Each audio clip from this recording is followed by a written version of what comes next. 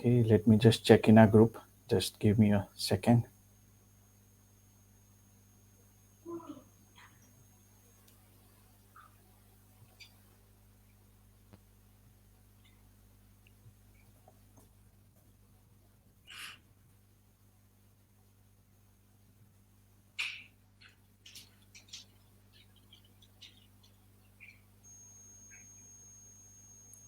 Okay.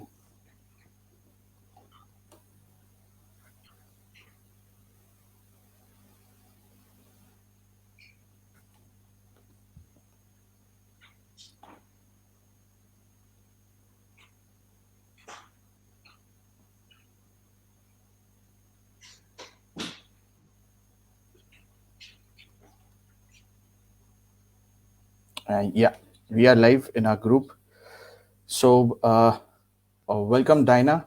And so, this is our basically first episode of the Salon Talk Show. And thank you so much for taking your time out of your busy schedule and coming here with us. Thank you so much. Thank you for having me. Okay, then. So, so can you tell us something about yourself, like what business exactly you do, and where you from, where you located, etc. My name is Diana. I own a permanent makeup business located in Orange County, California. I've been doing this for about 4 years, and yeah, mainly permanent makeup. But I've added on another service, so I've added on body sculpting now. Awesome, awesome. So, so can you tell us like what was your overall experience throughout your journey, like right from the time you started till now? How was your whole experience? Like, what were the challenges, and how did you overcome those challenges? Huh. Lots of challenges. Um, I don't come from a beauty background, zero beauty experience, and I was making a move from Georgia Mhm, to California. And I had worked in corporate for like pretty much all my life. And when I moved to California, I had to make a decision whether or not I wanted to stay in corporate or if I wanted to find something else. And that was just probably the right opportunity for me to switch. Um, I think the biggest challenge was not having the resources, not knowing people who were in the business, mhm. and just trying to figure out and navigate all of this on my own, especially in the new location. And yeah, that was probably my biggest challenge. And then my second biggest challenge is, um, what to do after I took my class. They teach you the basics when it comes to, doing brows and all that. But as far as Mhm. starting up the business and what you need to do after that, that was pretty much all on me to try to figure out on my own. So that was a huge challenge for me too. Hmm. So how did you overcome those challenges? I mean, learning by all by yourself and implementing those, it was wasn't it quite a bit difficult for you? Um, I'm sorry, what was your question? So you told us like you had to after your class you have to go through the challenges, right? I mean, you have to implement all the things that you have learned on your own, right? So how did Hmm. you manage those, like right from getting the perfect location to Honestly, it getting was clients? a lot of mistakes, a lot of trial and error, and a lot of mistakes and learning from my mistakes.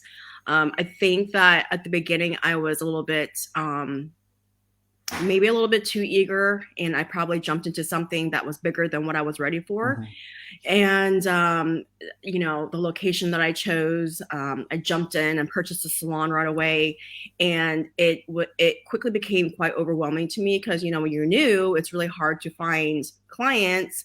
You're really Correct. not making that much. On top of that, you're having to worry about paying for lease and just so much. And so I think that it caused a lot of stress that probably I could have avoided if I would have just taken it more slowly. All right, all right.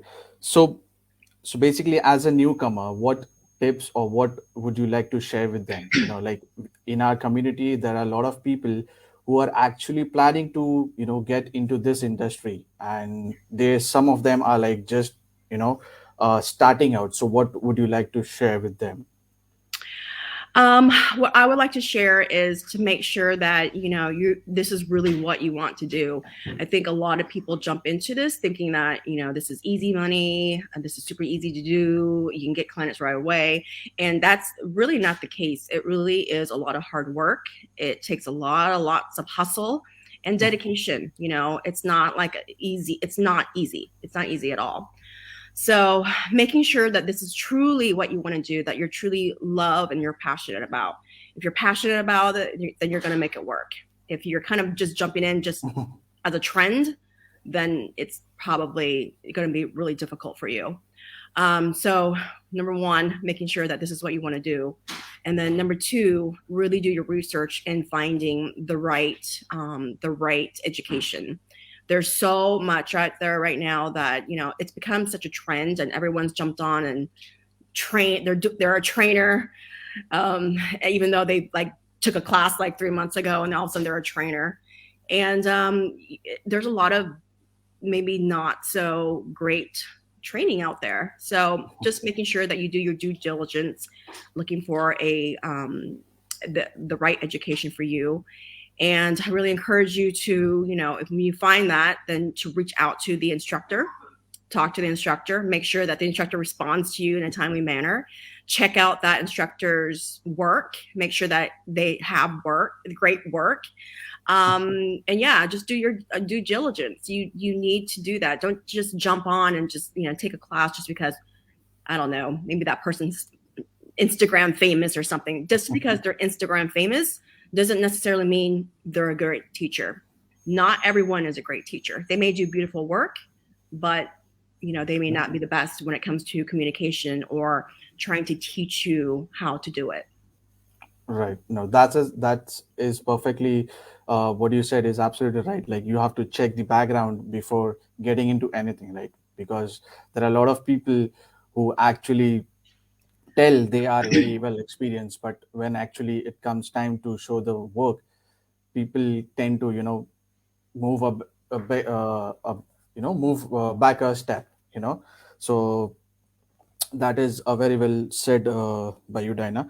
So you also said like you are a coach, right? So can you tell us something about your coaching program, like what exactly it is? How do you teach people, and how how long is it basically the duration of the course, and what do you teach?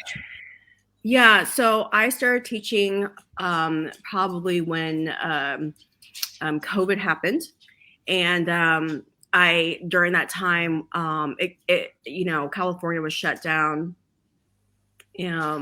for quite a period of time, and I had to figure out like a way to pivot and figure out like, okay, what do I need to do to bring in that extra income? And so I started. I developed a program and I started teaching. I come from an educational background, so I worked in the university prior to this, and so Mhm. I think my approach to teaching is a little bit different because I really put myself into the seat of the student and what the student needs to do, what the student needs to learn in order to really take the information that I teach them and really like go out and start their business. So I think, and I've also taken a lot of classes myself, and I know like what is good training and what is not good training. So everything that I've learned, I put into a program where I feel like that student will excel when it comes to browse. I pretty much put everything into my student because I really want to see them succeed. Yeah. Perfect. So my class, so I teach microblading and powder shading classes, and it's a 4-day class, and pretty much everything that the student needs as far as support. So I'm really big about support after class, during Mhm. class, and after class. And I'm also, I know it's difficult for starting out. So that's why I also offer like a 90-day free chair rentals. So pretty much anything Awesome. that student needs to get started, because I think the scariest thing for anybody when they're starting a new business is figuring out the logistics of it all. As far as, where do I go get my chair rental? Who's going to support me after this? And I kind of just take all of those fears away so that they can just focus on being just really good at their craft and being really good at doing brows. Um, yeah, so that's my program, and I'm located in Santa Ana, California. Awesome. So, I guess we have a question for you, Dinah. Hmm. What what's your biggest challenge right now in the COVID situation in terms of client booking, product supply, service, pricing, training, etc.? Training, etc. Yeah. My biggest challenge right now, I think, especially with the new variant, and it's been challenging. These past couple of years. It's a little better now, but it was really hard in 2020 because we were forced to shut down not once, but I think like 3 times we were forced to shut down. And so I just had to find different ways to, like I said, pivot, different ways to pivot, different ways of making money. But my biggest challenge right now with us, um, I think with the latest variant, it has been more difficult because people are catching it easier now. The transmission is more, and so I've been getting a lot more cancellations due to that. Um, yeah, I would say just people just getting sick a lot more. People, you want to be safe. You obviously don't want them coming in when they're feeling sick. So I would just say like just the amount of cancellations, and people are a little bit more scared Mm, to go out and right. make appointments and stuff because of what's going on. So maybe the bookings have gone down. It has slowed down a little. It has to slow down a little bit. Yeah. So I've also seen, like, a lot of salon owners and artists. That's right. Sorry. No problem. So, like I was saying, I have seen many people facing this major problem, that is, like, last moment cancellations. So people book the appointment, and at the very last moment, they actually tend to reschedule it, or they just cancel it. So, how do you tackle with those kind of situations? I mean, there's really not you can do much about it. If they're going to be sick, they're going to be sick. You can't force them to come on if they're sick because you Right. don't want to risk yourself. You don't want to risk other people. So I just, I'm very understanding when it comes to that. I don't really enforce. Like they give a deposit, but if it is a last minute cancellation or if they don't show up or they don't get refunded, so at least you do have a deposit. There is some income there. But yeah, I feel that as a business, and I'm trying to compete with so many other people out there, that you have to be more understanding and not so strict. Just because of what's going on, you have to be sympathetic. And I think that that comes back to you too, because if you're sympathetic to your clients and they're more willing to come back to you, book with you Absolutely. again, refer friends and family. But if you're really difficult and say, nope, I'm not, that's it, then more than likely, one, they'll give you a bad review. Two, they will never refer friends and family. So it's just, Right. to me, it will hurt you more at the end. Perfect. Right, right, right. And there's one more question, like, for newcomers, right? They, once they got out of the class or whichever tutorials they take, right? When the time comes to actually run the business, right? The biggest challenge they face is, like, what exactly the location they should choose, So how did you choose the location, or based on what terms, like, you chose the location that you are in right now? Honestly, I'm a little bit unique case. I chose location based on family. I had a brother-in-law who owned a salon, and at the time he was selling it. So Okay. I ended up just buying his salon. It was a hair salon, and I know nothing about hair.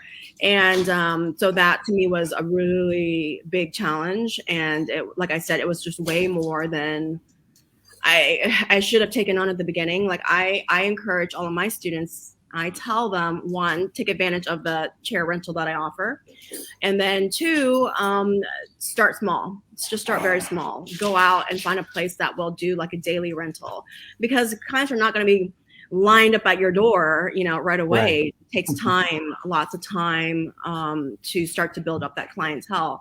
So at the beginning, be realistic in knowing that, it'll be a few clients here and there. So there's no reason for you to run out and get pay monthly for a place that you will only use maybe once or twice a week. So call around.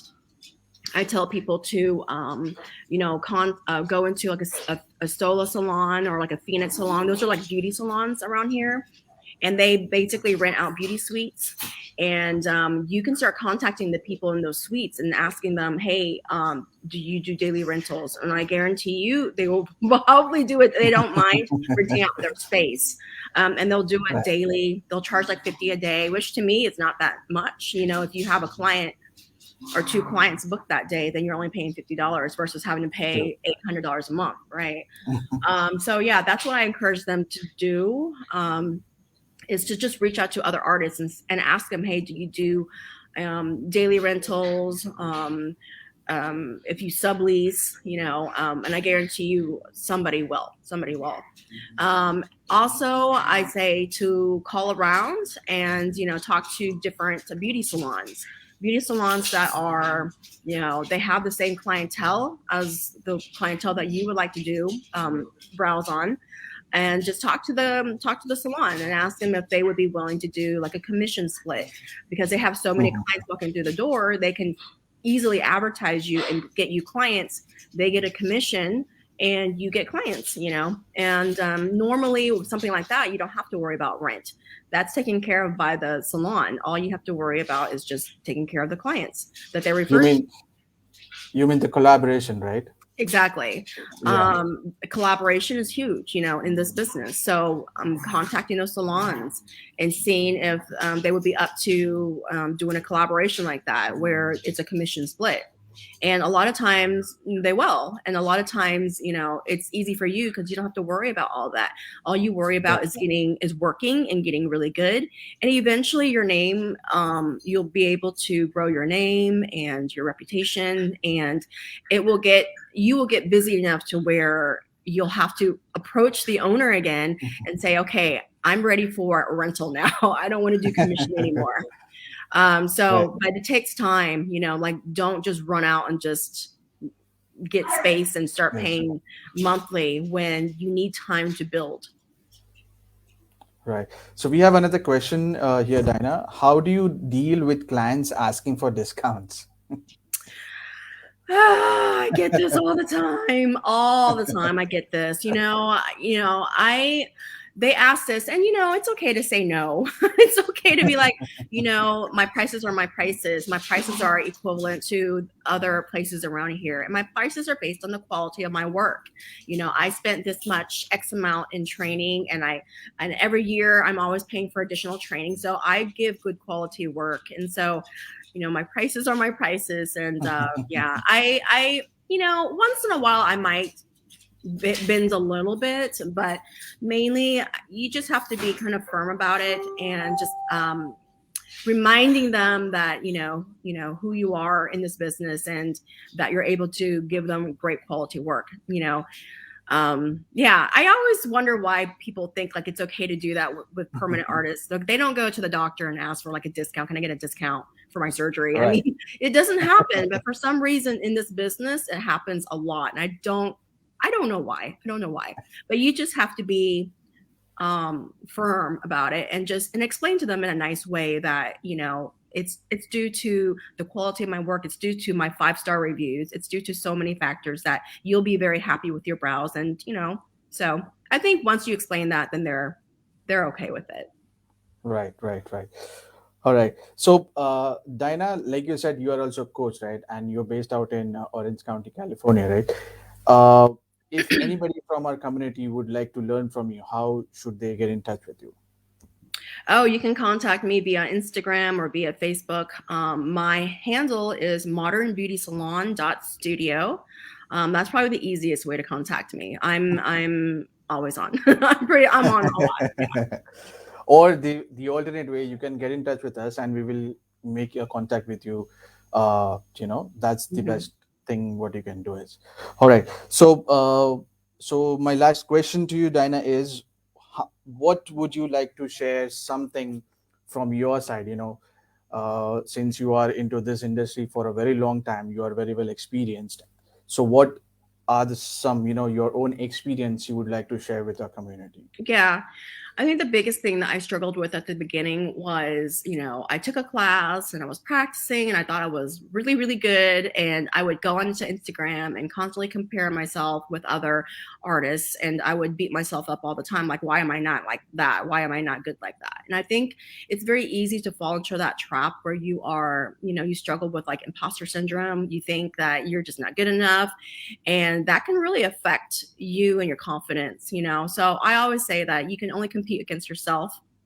You can only be better. You only get better, not worse. I hope not. Right, right, But yeah, I would just say just really focus on yourself and not compare yourself to other people's successes, because you don't know what they've had to go through in order to be where they at. You don't know if they've been doing right, this for like 10 years, or what kind of struggles that they've had. Obviously they had to work very hard to get where they are. So you cannot compare yourself against other people who are like, you just can't compare yourself against other people, because you just don't know their story. You don't know their story. right. You only know your story and what you can build upon. So I would say that, if this is really what you want, then just know that you're going to have to work very hard and you're going to have to hustle. It will not just come to you. Clients won't just be lined up at your door after this. You have to go out there and hustle, and you have to put yourself out there. If you are, shy and you don't like to be on social media, well, guess what? You're going to have to. This is your business. No one is going to support your business more than you're going to support your business. No one's going to go Right. out there and advertise for you more than you're going to go and advertise for you. So you have to put yourself out there, and you have to not be shy about it. And if you want this, then you need to do whatever it takes to make it work. I have a lot of students, and I invest a lot of time in my students.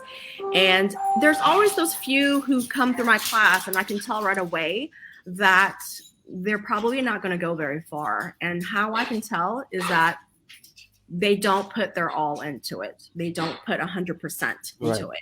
And those, they kind of feel like, I don't know what they're thinking. I think they feel like, oh, they'll take the class and things will just come magically to them. And they don't do much after that. So you get what you give. So I would say that would be like, to me, everything that I preach to my students.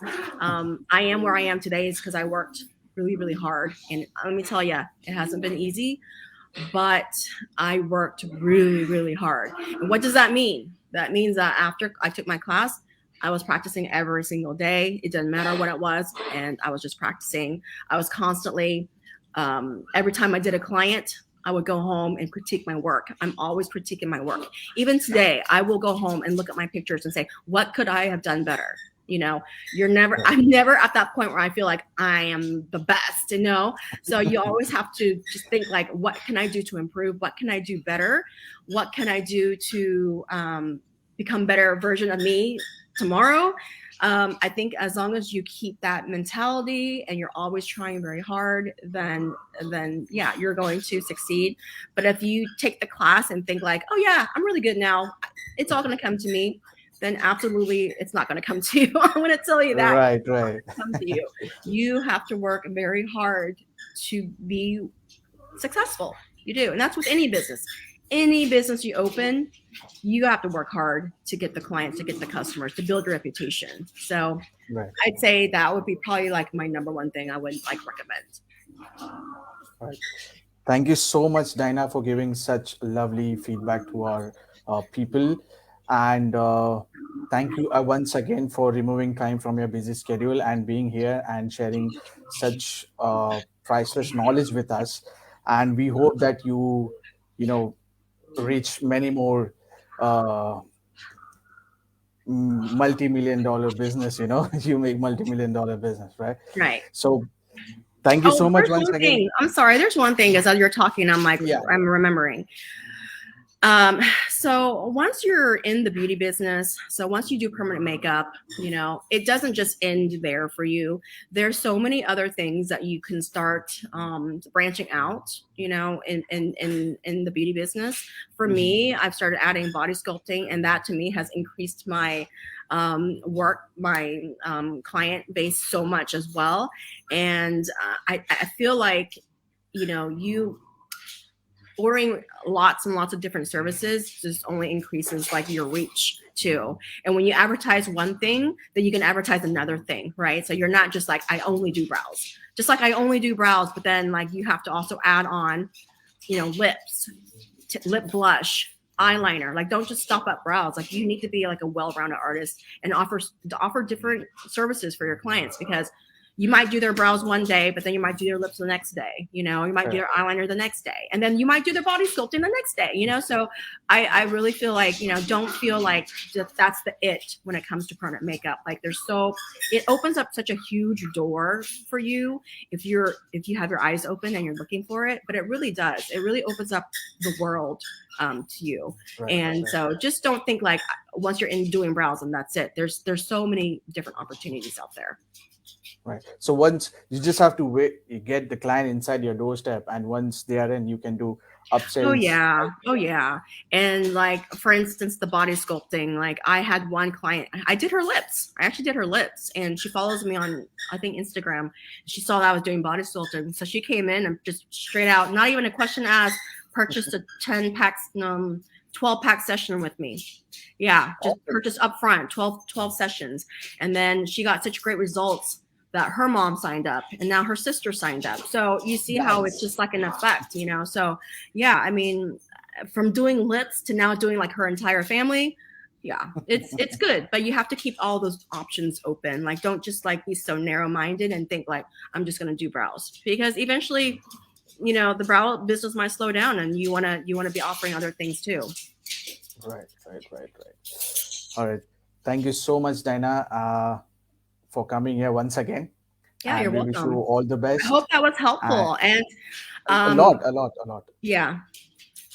And I'm big about, giving advice. So if anyone has questions, more questions about the business, feel free to message me. I'm happy to answer all your questions. Perfect.